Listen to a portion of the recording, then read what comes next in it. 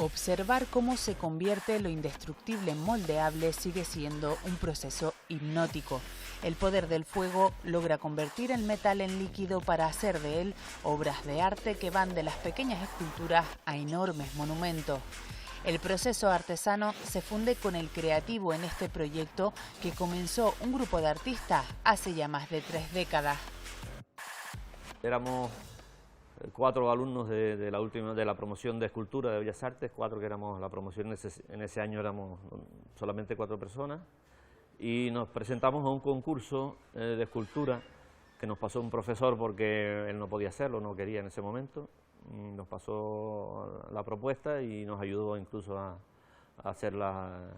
terminar las opciones, eso, nos presentamos y ganamos el concurso. Ganamos el concurso, hicimos el monumento y con el dinero que ganamos, pues, esa vez pues, empezamos a buscar un local, encontramos que era una antigua granja, y aquí nos metimos y empezamos, pues un poco de broma, a hacer esculturas y a montar la fundición, que es un poco a la larga lo que nos ha dado de comer. El metal es uno de los materiales originales, ¿no?, por decirlo, de los más utilizados a lo largo de la historia en la escultura.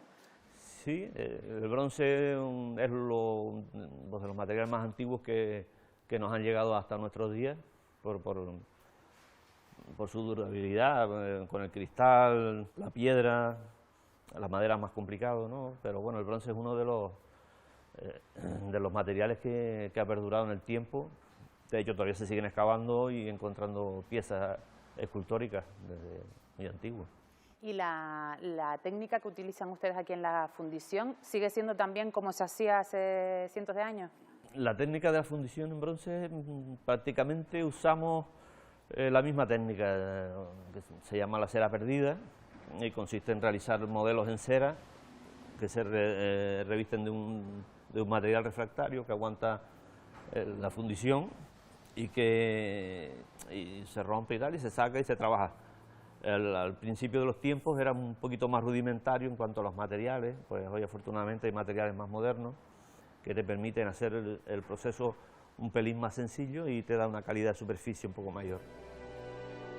La Venus de Birkat Ram y la Venus de Tan Tan podrían ser las primeras muestras de esculturas realizadas por el ser humano. Son del Paleolítico y lo cierto es que durante ese periodo se realizaron numerosas piezas de este tipo, como demuestra esta otra hallada más tarde, la Venus de Willendorf. El hombre león y el pensador de Cernaboda pertenecen también a esa época del arte rupestre. En un principio, las obras escultóricas representaban figuras anónimas o rituales mágicos y religiosos. Posteriormente, materiales primarios como la piedra, la arcilla y la madera dieron paso a otros como el hierro o el bronce. Ya de lleno en la edad de los metales, con la aparición de ciudades y edificios públicos en civilizaciones como la egipcia, aumentó la demanda de arte para decoración y, por lo tanto, de esculturas. Egipto es precisamente uno de los lugares en los que surge la representación de la imagen como forma de inmortalizar a los difuntos. Este tipo de estatuas divinas a las que se rinde culto se empiezan a ver también en culturas como la China o la India. El periodo de la Grecia clásica fue considerado durante mucho tiempo como el máximo exponente de la perfección y la belleza. Esa tendencia se mantuvo hasta la llegada de la Edad Media, donde esta disciplina artística estuvo más ligada a la arquitectura en la decoración de edificios religiosos. La escultura gótica, eso sí, dejó grandes piezas para la historia. Con la llegada del Renacimiento volvió el clasicismo y brillaron artistas como Leonardo, Donatello, Rafael o Miguel Ángel. Años después recogieron su estela otros autores como Bernini, ya en la etapa del barroco, con una sociedad más interesada en obras sobrecargadas y decoradas en exceso. En el siglo XIX, el francés Auguste Rodin marca la transición hacia la escultura moderna. Y a partir de ahí, los creadores han seguido añadiendo materiales como el hormigón, las resinas de poliéster o incluso los plásticos. También han ido variando los motivos representados y el arte figurativo comparte espacio con el concepto abstracto. La parte artística, todo el proceso de realización de las esculturas, por un lado, y por otro lado tenemos una vertiente también de restauración de esculturas. Hacemos restauración aquí en el propio taller, que nos traen piezas para restaurar, que tienen pues, un brazo partido, o retocar la pátina, o limpiar. Y luego hacemos restauraciones en la calle también. Hemos participado muchos años en la restauración de las esculturas en la calle de Santa Cruz, de la exposición del 73. Y bueno, incluso en la laguna también hemos restaurado todas las esculturas de la calle, los bustos principalmente. Y en principio, bueno, pues esas son las dos actividades más importantes. ¿Y qué significa para ustedes tener entre las manos la obra de otro artista? Hombre, eso es muy importante, tiene una responsabilidad grande, pero al mismo tiempo pues es un placer, ¿no? Tener en cuenta que por nuestras manos han pasado piezas de Miró, de Henry Moore, pues de muchísimos artistas de mucho prestigio, ¿no? Entonces, pues, es un placer, al mismo tiempo una responsabilidad, pero claro, te hace estar cerca del alma de muchos artistas, ¿no? Y de alguna forma eso te va impregnando también y un poco es lo que buscamos siempre, no un mero trabajo físico, sino participar un poco del alma, de la idea que traen los artistas al taller o de la que somos capaces de generar nosotros en el día a día.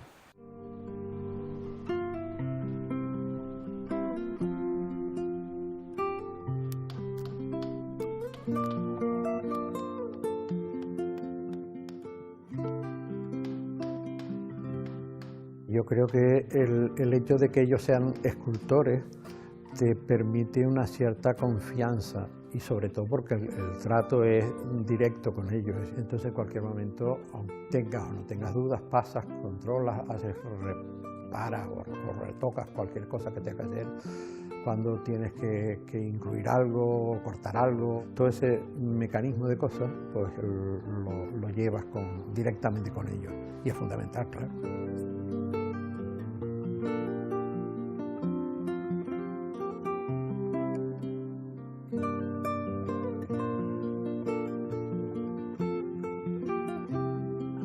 Las primeras esculturas, que indudablemente eran más, sí figurativas, pero más realistas quizás en algunos casos, que poco a poco derivaron en algo más orgánico, más abstracto y a partir de ahí pues va evolucionando.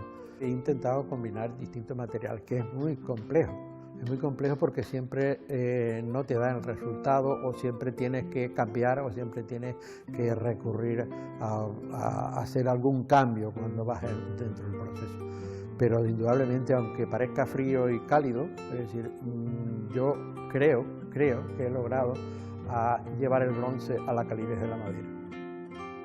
Siempre intento, o casi toda mi obra está en ese concepto de regenerar algo nuevo, de crear una continuidad en lo que hemos heredado anteriormente, desde nuestra historia, prehistoria y ancestros, hasta nuestros padres más directos. El mundo surrealista está presente siempre, porque de alguna manera el subconsciente es el que trabaja, ¿no? Y ese mundo del pensamiento, del pensar, del mirar alrededor, de tal, eso sigue siendo el surrealismo, ¿no? Lo interpretes de una forma más directa o más, digamos, más lineal o más orgánica o más geométrica. Yo creo que siempre está también de alguna forma presente.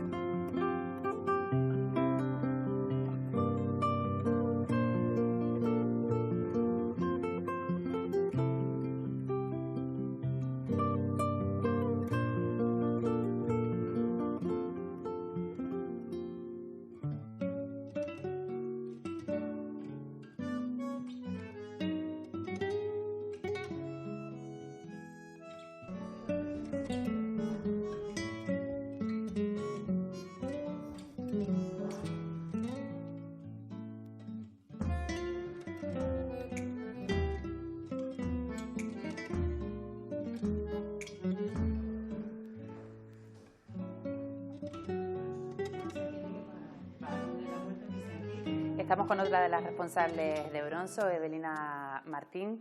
Estamos en un lugar al que llegan algunas de las piezas que se hacen en la fundición, que es Espacio Bronzo.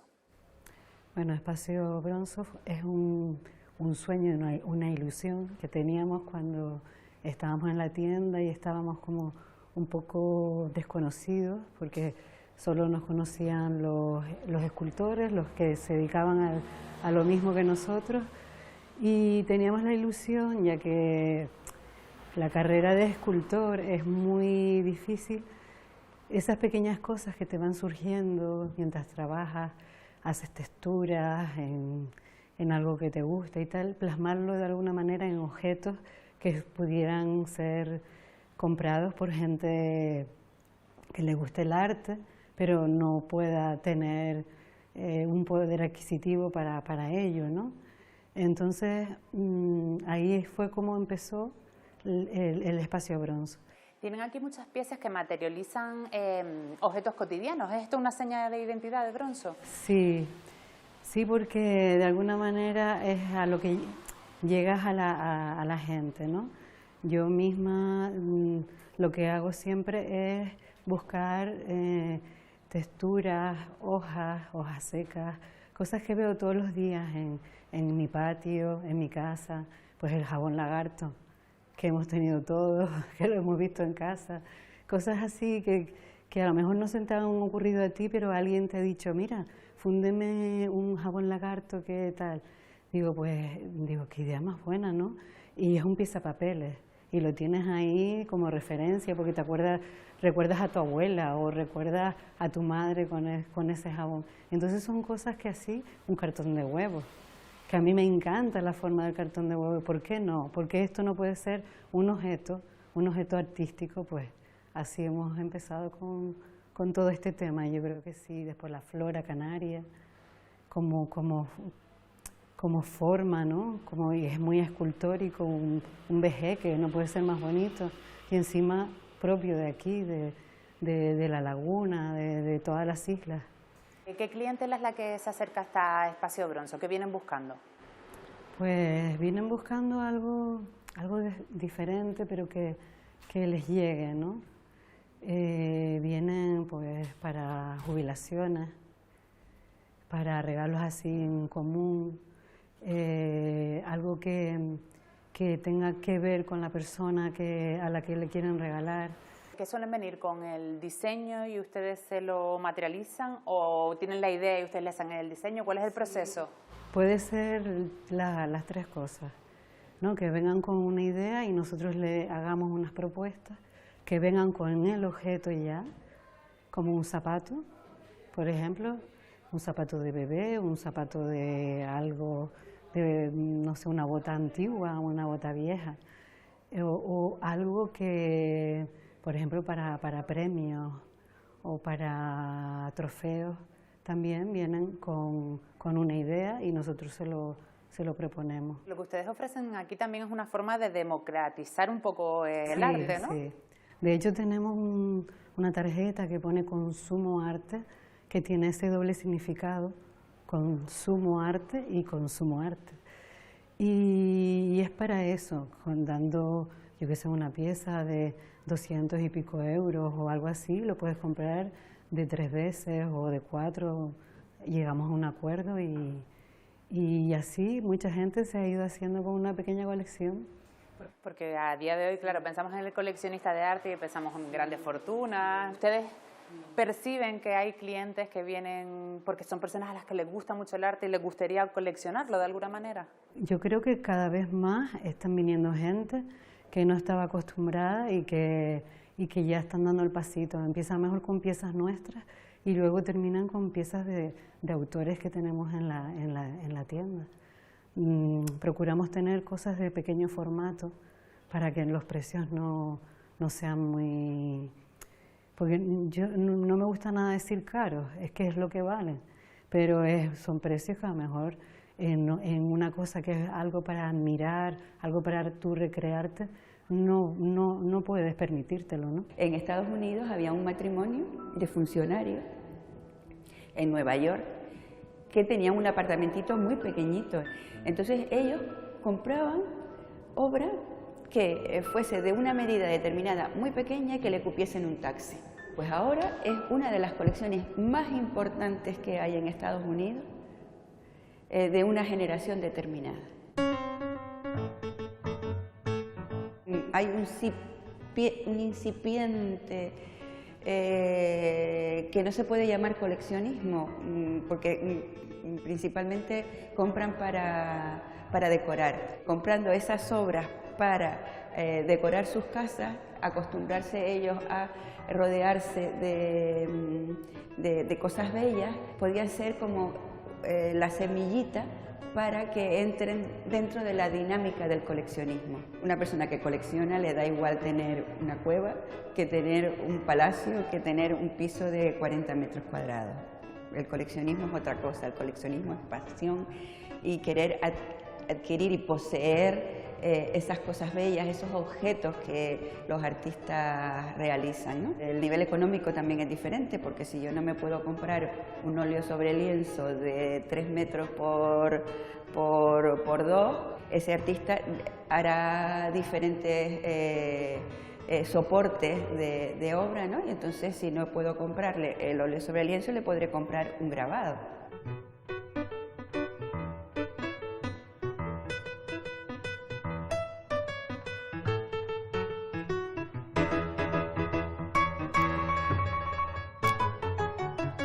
Un NFT es un archivo virtual que no se puede copiar, es único, es original, está basado en tecnología blockchain, o sea, es irreplicable. Al adquirir una de esas partes, tú eres propietario de ese porcentaje, propietario a todos los efectos legales. Y además, la tecnología que se usa para esto es una tecnología segura y que certifica que cada punto de obra o cada parte de obra es totalmente auténtica y original. Es tener una acción o una participación de quien dice de una eléctrica o de una telefonía o etcétera, etcétera, es lo mismo tener una participación de una obra. Pero eso ya es una realidad, no es que dentro de 10 años, eso es una realidad. Y yo como disfruto es teniendo el objeto conmigo, yendo a los museos, yendo a las galerías y tener el contacto directo con los artistas, si viven y si no, pues disfrutar de esas obras maravillosas. Pensamos en escultura y pensamos en un museo, en esculturas, en monumentos, pero una escultura puede ser también pues estas piezas de joyería que tienen aquí, por ejemplo, ¿no? Sí, hemos apostado por la joyería contemporánea, y estamos súper orgullosos de eso porque empezamos como un juego en la sala, invitando a pocos joyeros porque no conocíamos, pero así escultores, para que hicieran un pequeño guiño con la joyería, y así poquito a poco se nos fueron acercando los joyeros de verdad, ¿no? Y ahora tenemos un pequeño espacio dedicado a ellas y a ellos, y arriba en la sala hacemos una exposición todos los años. El cuerpo como soporte, ¿no? Sí, claro que sí. Bueno, ellos no quieren a veces pero para mí, como decía María Belén Morales, es una escultura para llevar. A mí me encanta esa frase.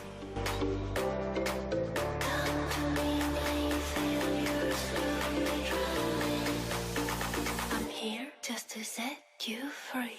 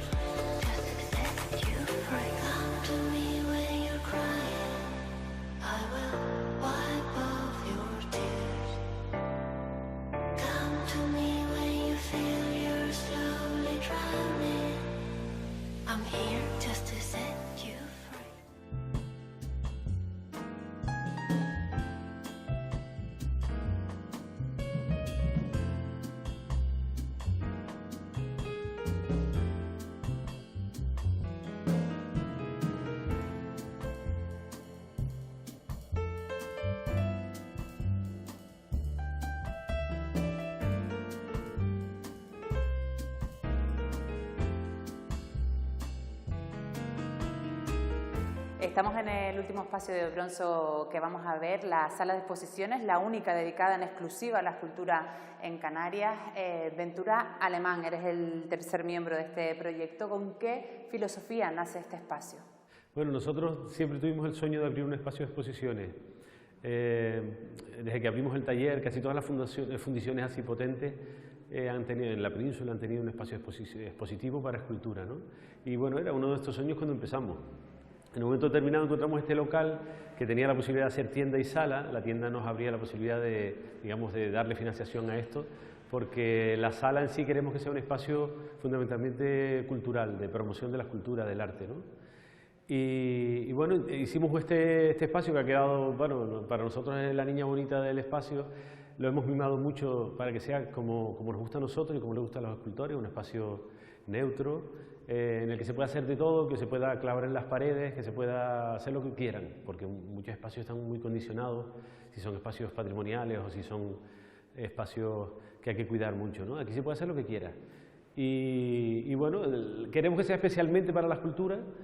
Inicialmente empezamos con esa idea y empezamos a abrirnos, digamos, hacia lo que es la joyería, porque la joyería nosotros la interpretábamos como una escultura en pequeño formato, hasta que nos encontramos con los joyeros de joyería contemporánea que nos dijeron que ellos eran un arte también, un arte en sí mismo, y entonces nos hemos metido ya con la joyería y la escultura, y también hemos hecho algunas incursiones en diseño y en artesanía creativa, digamos. Es una sala en la que el 3D se trabaja en todas sus maneras. Nos enfocamos sobre todo al arte objetual, pero también hemos tenido performance e instalaciones que queremos que hagan ya más, ¿no? Porque nos gustan todas las formas del arte relacionadas con la escultura. Y en lo que tiene que ver de este espacio como un lugar de encuentro para la cultura, ¿cómo lo hacen? ¿Qué programan en este sentido? Bueno, nosotros realmente al principio no sabíamos si íbamos a tener una agenda tan grande como para cubrir una programación, ¿no? La cartera, digamos, de artistas se nutre del propio taller, porque después de un montón de años, más de 30 años trabajando, conocemos a muchísimos artistas. Pero realmente la dinámica ha generado muchísimos nuevos contactos, ha enriquecido al propio taller en el sentido de que conocemos a mucha más gente, ¿no?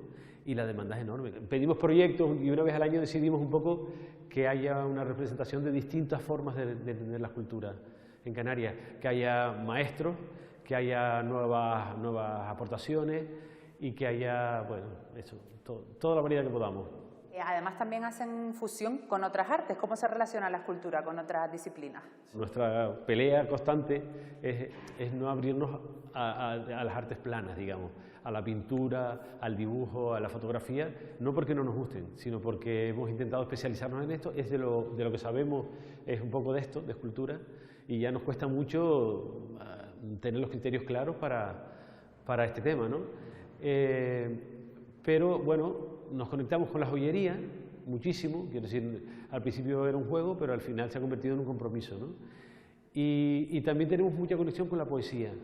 Es una cosa que ha sido casi casual, pero la llamamos nuestra hermana en las letras, porque la escultura y los escultores y los poetas tienen mucha afinidad personal.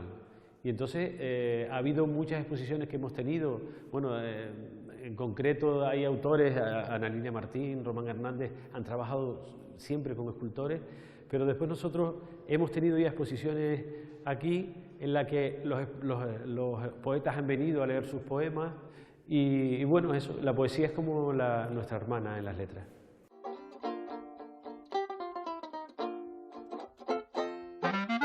Que Espacio Bronzo incluya también joyería me proporciona la coartada perfecta para hablar de un libro que trata sobre una notable esmaltadora y diseñadora de joyas, Maud Bonheur Westerdal, la creadora surrealista. La historiadora del arte Ángeles Alemán indaga en la biografía de esta artista, traductora y activista cultural francesa. Especialmente bucea en la primera mitad de su vida, marcada por la Segunda Guerra Mundial y por sus relaciones con personas como André Breton, Jacqueline Lamba, Pablo Picasso o el artista tinerfeño Óscar Domínguez, con quien además estuvo casada. Vino a Canarias para exponer su obra Y aquí acabaría casándose con Eduardo Westerdahl. Pese a la felicidad de ese matrimonio, la preeminencia de Eduardo Westerdahl ha eclipsado o ensombrecido de alguna manera la figura de Maud Bonod Westerdahl como artista y como mujer de su tiempo, algo que esta biografía, muy bellamente escrita por cierto, viene a subsanar. El cuerpo sueña su forja infinita, y al despertar, el miedo nos recibe con su pan de mentiras. Habrá que despertar sin renunciar al sueño.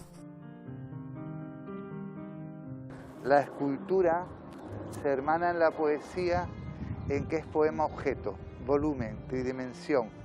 Coge el silencio y lo transforma en corporalidad, que es un poco lo que también hace la poesía. Digamos de alguna forma que todos los campos del arte se mueven en el contexto de los protolenguajes y los metalenguajes, y ese es el punto que nos une a todas las disciplinas artísticas. Abrázame para sentirnos bosque. Iluminar al otro no es aplastar su sombra, sino reconocer la nuestra. Realmente yo no lo abordo como hacer poemas sobre las esculturas de otros. Me lo planteo como un diálogo entre dos potencias expresivas. Intento de alguna forma que haya una frescura entre su creación salvaje y la mía, y que juntas creen un entendimiento o una mirada que se conteste.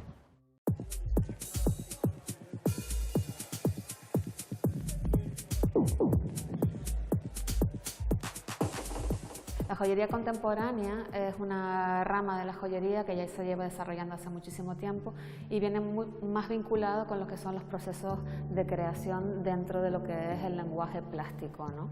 Podríamos decir que podría ser la hermana pequeña de la escultura, ¿no? Pero no exactamente, porque tiene su propio lenguaje, ¿no? Así durante todos estos años pues cada vez pues nos hemos ido concentrando más y hasta llegar a un tipo de exposición como es esta. Antiguamente se vinculaba la joya con materiales preciosos, en la actualidad ya no, con lo cual lo interesante es que la pieza está pensada y hecha de arriba abajo por la persona, no es nada que pilles un cierre por aquí o es bisutería, da igual si es metal precioso o no, es la manualidad, ¿no?, lo que determina la joya. Y si a eso encima le añades el tema de los procesos plásticos, ¿no?, el tema de la idea, de desarrollar ideas, de querer contar algo, ¿no?, eso es lo que determina que es una obra, ¿no?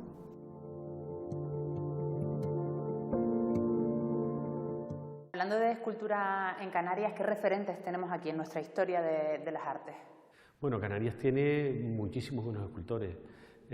Nosotros tenemos una deuda contraída con Manuel Bettencourt, que ya murió, que un poco nos enseñó todo lo que sabemos de fundición y de pátinas prácticamente, porque él era un maestro en esa arte. Es una pena que no tenga un mayor reconocimiento porque es un hombre de una calidad tremenda.